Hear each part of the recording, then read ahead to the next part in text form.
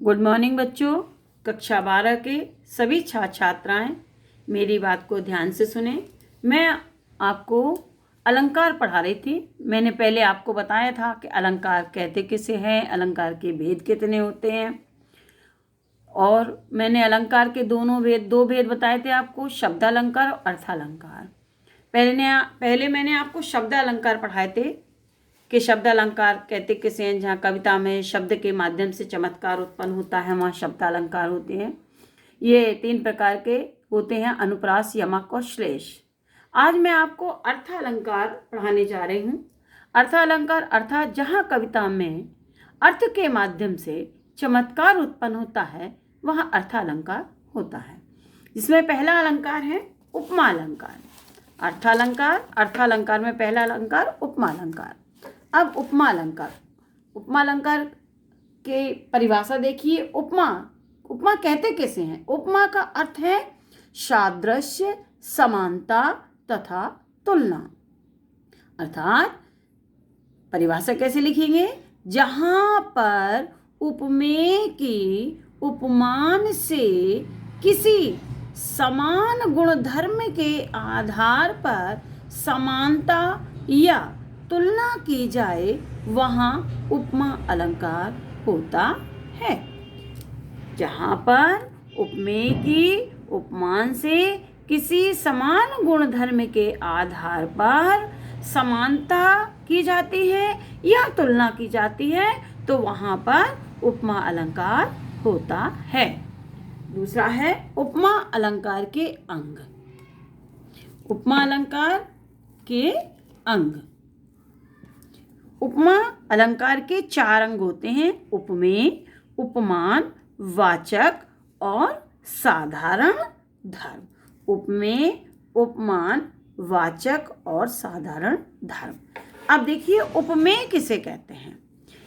जिसकी उपमा दी जाए अर्थात जिसकी समानता या तुलना की जाए उपमेय कहलाता है।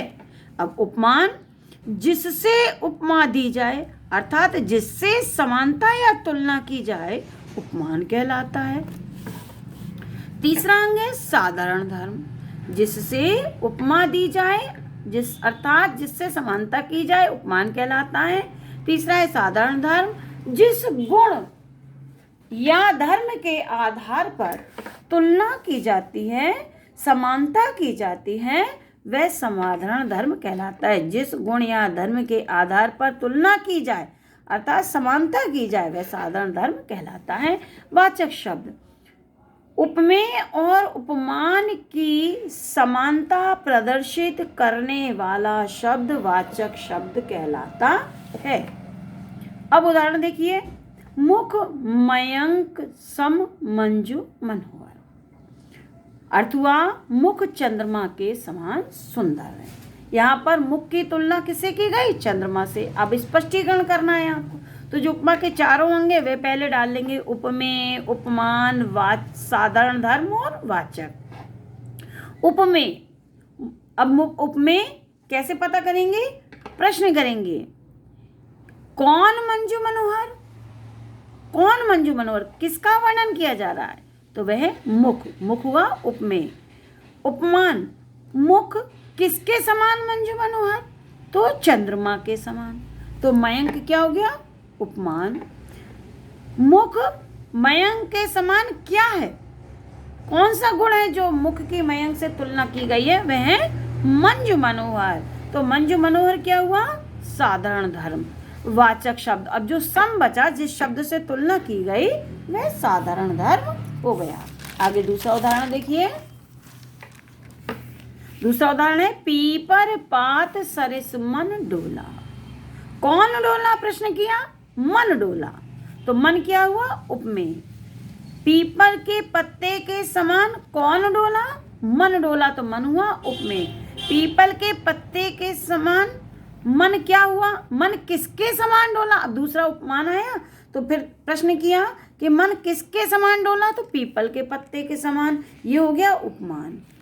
अब किस शब्द के कारण? ये वाचक हो गया। और पीपल के पत्ते के समान मन क्या हुआ? डोला। तो डोला हुआ साधारण धर्म। ये व्यक्त हो गया। अब मैं आपको एक उदाहरण काम वर्ग के लिए दे रही हूँ, इसकी आप स्पष्टीकरण करेंगे। अर्थ में बता देती हूँ। लघु तरणी हंसनी सी सुंदर, लघु तरणी हंसनी सी सुंदर, छोटी सी नाव हंसनी के समान सुंदर है। अब भैया आप प्रश्न करेंगे कौन है हंसनी के समान सुंदर, फिर हंसनी के समान सुंदर कौन है, तो उपमेय आ जाएगा।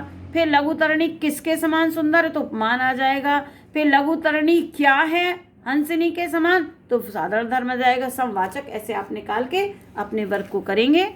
मैं आपको आज उपमा अलंकार पढ़ा रही थी। आज ये समाप्त हुआ।